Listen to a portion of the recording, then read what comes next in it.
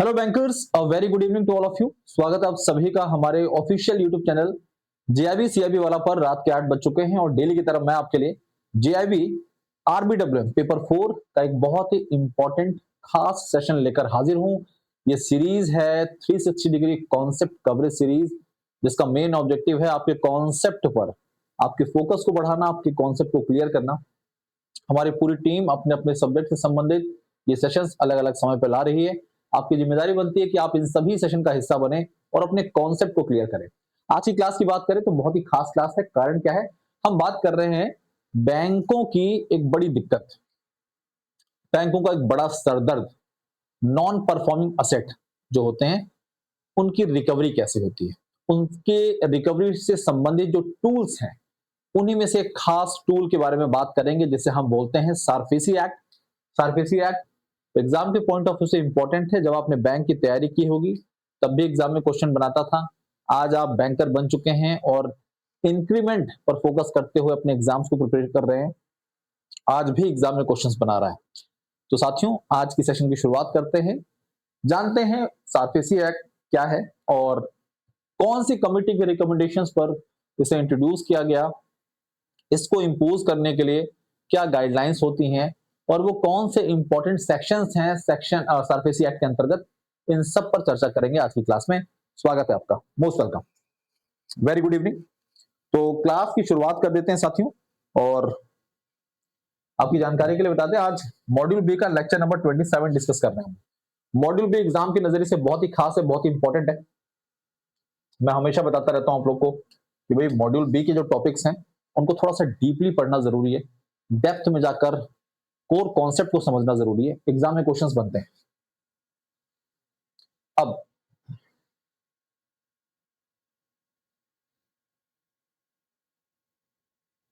हम बात कर रहे हैं सरफेसी एक्ट की। सरफेसी एक्ट की जब चर्चा की जाती है तो पिछली क्लासेस में हम लोगों ने नॉन परफॉर्मिंग एसेट के बारे में पढ़ लिया, एसेट क्लासिफिकेशन कैसे करता है, इनकम का रिकग्निशन कैसे होता है। अब मान लीजिए किसी बैंक का नॉन परफॉर्मिंग एसेट बढ़ रहा है, अब बैंक के पास होने चाहिए कुछ हथियार, कुछ टूल्स जिनके माध्यम से वो अपने एनपीए को कंट्रोल कर सके।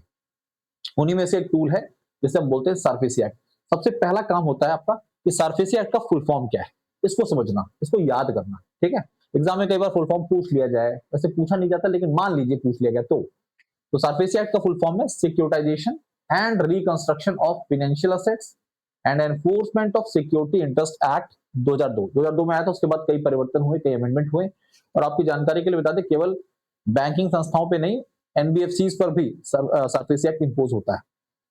ठीक है, अब बात की जा रही है फुल फॉर्म पढ़ने के बाद वो कौन सी कमिटी है जिसके रिकमेंडेशंस को ध्यान में रखकर इस पर्टिकुलर एक्ट को तैयार किया गया। तो कमिटीज की जब चर्चा होती है तो उन्हीं में से एक नरसिम्हम कमिटी है जिसके बारे में हमने कल भी चर्चा की थी।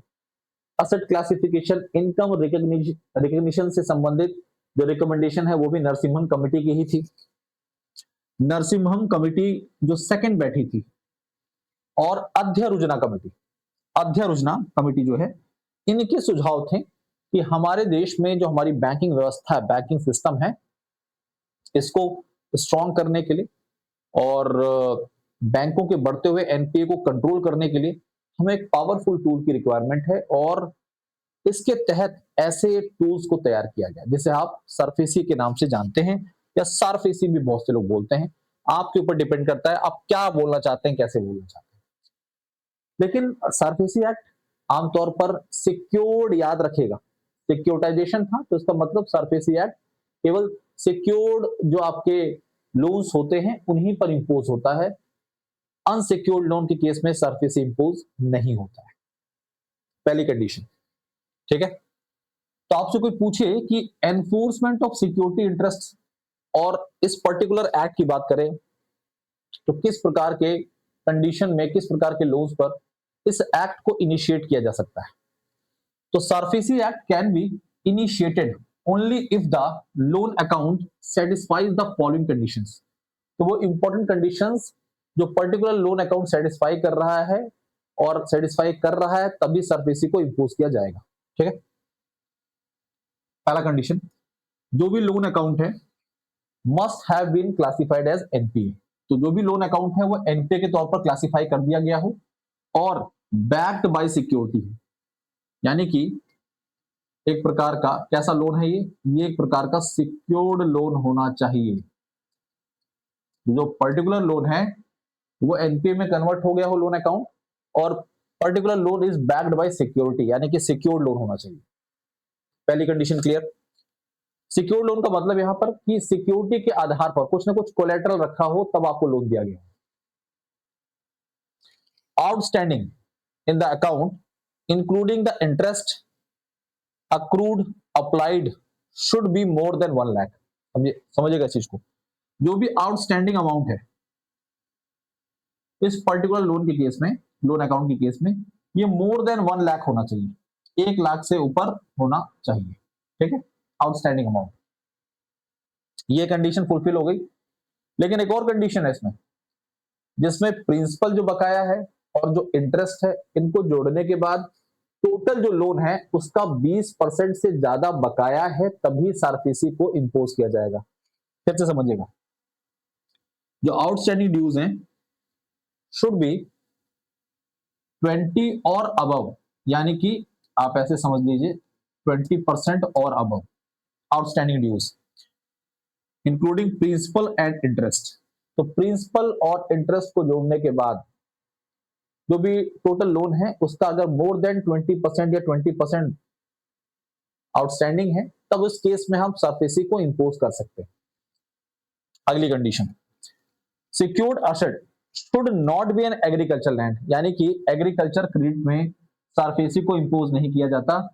अगर सिक्योर्ड असेट एग्रीकल्चर लैंड है तो सरफेसी एक्ट उस पर इंपोज नहीं हो सकता है। ठीक है, क्लियर है।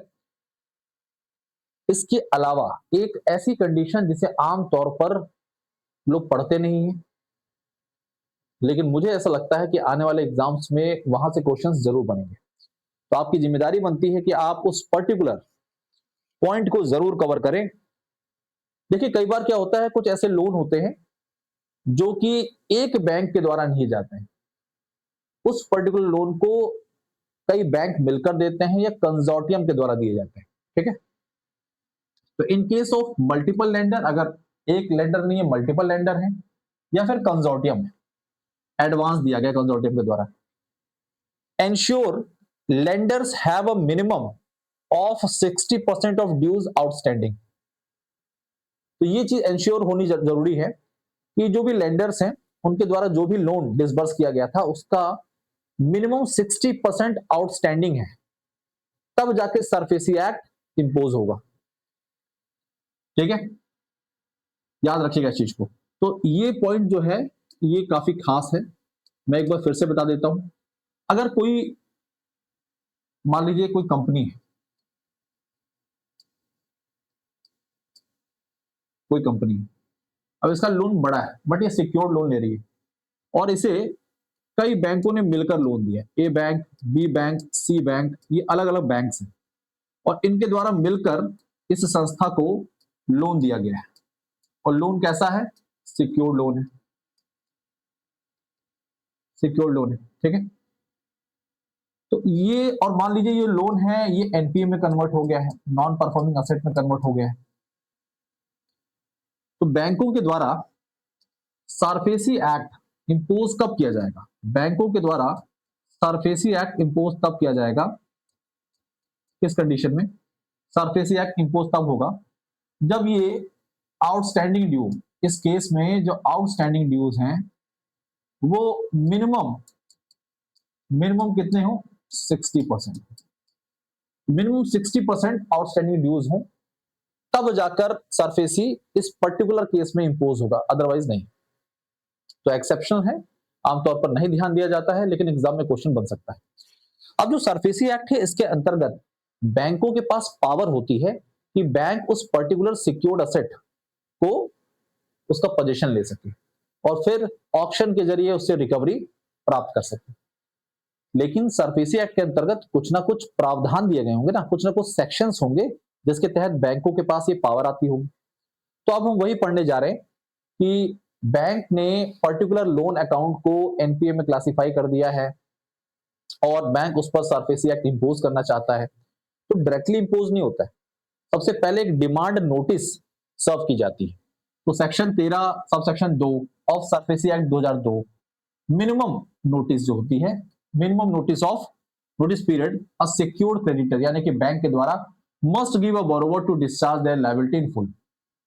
तो एक डिमांड नोटिस इशू की जाती है, ठीक है। क्या इशू की जाती है? Demand notice. तो ये सेक्शन 13(2) के अंतर्गत जो हमारा सिक्योर्ड क्रेडिटर है यानी कि बैंक, उसके द्वारा एक डिमांड नोटिस इशू की जाएगी। किसको? बोरोवर को, बोरोवर को, ठीक है। और कितने दिन का समय दिया जाएगा? 60 डेज का, 60 दिनों का समय दिया जाएगा कि भाई वो रिप्लाई करे इस पर या फिर अपनी तरफ से कोई इनिशिएशन ले, ठीक है।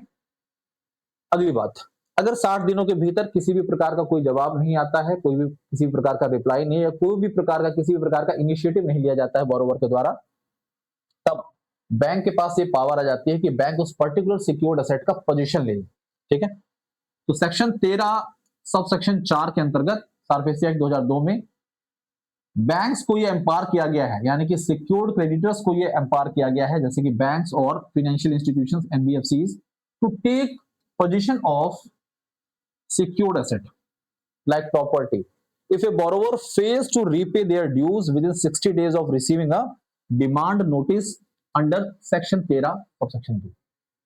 तो सेक्शन 13 सबसेक्शन 2 के तहत डिमांड नोटिस इशू की जाती है बोरोवर को, 60 दिनों का समय मिलता है उसे। 60 दिनों के भीतर अगर कोई भी जवाब नहीं आता है तो सेक्शन 13 सबसेक्शन 4 के तहत बैंक फाइनेंशियल इंस्टीट्यूशन के पास ये पावर आ जाती है कि वो इस सिक्योर्ड एसेट का पोजीशन ले सकती है और फिर उसके बाद ऑक्शन के जरिए इसे रिकवरी करती है।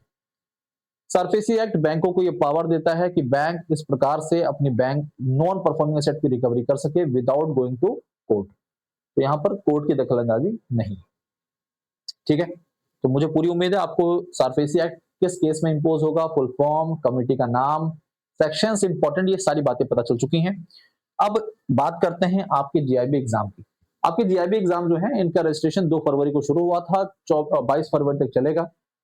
एग्जाम आपके 3 मई से शुरू हो रहे हैं। 2.5 महीने का समय लगभग आपके पास बचा हुआ है, 2.5 मंथ। कुल मिलाकर देखा जाए लगभग 75 डेज। तो आपके पास 75 डेज की एक सॉलिड स्ट्रेटेजी होनी चाहिए। और हम आपको अगर बताएं सॉलिड स्ट्रेटेजी तो वो है जैब महापैक। जैब महापैक खास क्यों इतना? जैब महापैक इसलिए इतना खास है क्योंकि इस महापैक के अंतर्गत आपको चारों मेन पेपर का एक्सेस मिल जाता है और 15 प्लस बैचेस का भी एक्सेस मिल जाएगा, जिसमें foundation, foundation 2.0, foundation plus MCQ, MCQ plus case study, crash course जैसे ऐसे कई बैचेस हैं जिसके साथ जुड़कर आप अपने एग्जाम की प्रिपरेशन कर सकते हैं। मॉड्यूल वाइज डीपीपीज मिल जाती हैं आपको, साथ साथ में क्लास नोट्स मिल जाते हैं, फुल लेंथ मॉक टेस्ट मिल जाता है, डाउट सॉल्विंग सेशन मिल जाता है। ये सारी फीचर्स आपको महापैक के अंतर्गत मिलते हैं। एक बार आपने अपने आप को महापैक के साथ जोड़ लिया तो दोबारा किसी बैच को परचेज करने की रिक्वायरमेंट नहीं होती है। तो निश्चिंत होकर आप हमारी टीम के साथ और इस महापैक के साथ जुड़ सकते हैं। साथियों, देर ना करें, अपने एग्जाम को ध्यान में रखते हुए आप इसका हिस्सा बनिए। अब बात करते हैं जैब एग्जाम से संबंधित बुक्स। मार्केट में बहुत सारी बुक्स होंगी, लेकिन इफेक्टिव बुक कौन सी है जिसके अंतर्गत आपको combination of concept, MCQs, numerical, case studies, previous year question सब मिल जाए? वो है JAIIB bankers a set of 4 books, जिसकी कीमत बहुत ही अफोर्डेबल है, मात्र 1224। आप अमेजॉन, फ्लिपकार्ट, पीडब्ल्यू स्टोर कहीं से भी इसे परचेज कर सकते हैं। और ये जो मैं बता रहा हूं ये रिव्यूज बैंकर्स के हैं, मेरे पर्सनल नहीं, ठीक है, ध्यान रखिएगा। Telegram channel JAIIB CAIIB by Bhaskar sir, इसके साथ अपने आप को जोड़ लीजिए क्योंकि ये पर्टिकुलर टेलीग्राम चैनल आपके बहुत सारे डाउट्स, बहुत सारी क्वेरीज क्लियर कर सकता है। आप यहाँ पर अपने सवाल हमसे पूछ सकते हैं, हमारी टीम हर संभव प्रयास करती है आपके सवालों को रिप्लाई करने का, जवाब देने का, ठीक है। अब बात करते हैं यहाँ पर कि आपके जो मैंने आपको यहाँ पर जानकारी दी है बैचेस के बारे में, और बैचेस इस समय कीमत कितनी है उनकी। देखिए, आप जैब महापैक की अगर हम बात करें तो जैब महापैक जो कि वन स्टॉप सॉल्यूशन है आपके एग्जाम से संबंधित, इसकी जो प्राइस है बहुत ही अफोर्डेबल है, 2799 की कीमत में मिल रही है आपको। ये 53% ऑफ है इस पर। इसके अलावा अगर आप चाहते हैं कि आप कॉम्बो पैक ले लें, कॉम्बो पैक मतलब जैब एंड कैब महापैक, आप पूरे कॉन्फिडेंट हैं, अच्छी तैयारी चल रही है, जैब एग्जाम क्लियर करना चाहते हैं, उसके बाद चाहते हैं कि सीआईबी भी क्लियर कर ली जाए एक ही साल में, एक ही फाइनेंशियल ईयर में, एक ही वर्ष के अंतर्गत दोनों पेपर बहुत से लोगों ने क्लियर किया है हमारे साथ जुड़कर। तो आप जैब एंड कैब महापैक कॉम्बो ले सकते हैं मात्र 4999 की कीमत में। आपके लिए ये पर्टिकुलर कॉम्बो पैक जो है उपलब्ध है, ठीक है। तो देर ना करें, अपने आप को फटाफट एनरोल करें, 55% की ऑफ पे चल रहा है। इसके अलावा अगर बात करें तो आपके लिए अगर आप Reserve Bank of India grade B की प्रिपरेशन कर रहे हैं, तो आरबीआई की ग्रेड बी की प्रिपरेशन कर रहे हैं, तो आपके लिए समर्थ 2.0 बैच उपलब्ध है। फेज 1 फेज 2 दोनों इसमें आपको मिल जाएंगे 2299 की कीमत पे। बहुत ही अफोर्डेबल बैच है और बहुत ही एक्सपीरियंस टीचर इस बैच के साथ जुड़े हुए हैं, ठीक है। तो कैसे आप पर्टिकुलर बैचेस को सब्सक्राइब कर सकते हैं? आपको पीडब्ल्यू एप्लीकेशन इंस्टॉल करना है, अपने मोबाइल नंबर से रजिस्टर करना है।